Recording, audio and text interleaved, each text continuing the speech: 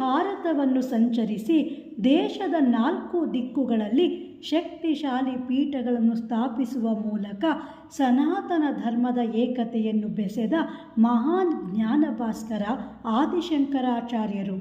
ವೈದಿಕ ಧರ್ಮದ ಮಹೋನ್ನತ ತತ್ವಗಳನ್ನು ಜಗತ್ತಿಗೆ ಸಾರಿ ಅದನ್ನು ಮರುಸ್ಥಾಪಿಸಿದ ಕೀರ್ತಿ ಇವರದ್ದಾಗಿದೆ. ನಾವೆಲ್ಲರೂ ಆ ಪರಬ್ರಹ್ಮನದೇ ಅಂಶ ಎಂಬ ಅದ್ಭುತ ಅದ್ವೈತ ಸಿದ್ಧಾಂತವನ್ನು ನೀಡಿದ ಇವರು ಘನ ಪಂಡಿತರನ್ನೇ ವಾದದಲ್ಲಿ ಗೆದ್ದ ಜ್ಞಾನಯೋಗಿ ಹಾಗೂ ಸಾಮಾನ್ಯ ಜನರಿಗಾಗಿ ಭಜಗೋವಿಂದಂನಂತಹ ಸರಳ ಭಕ್ತಿ ಕಾವ್ಯಗಳನ್ನು ನೀಡಿದ ಕರುಣಾಮಯಿ.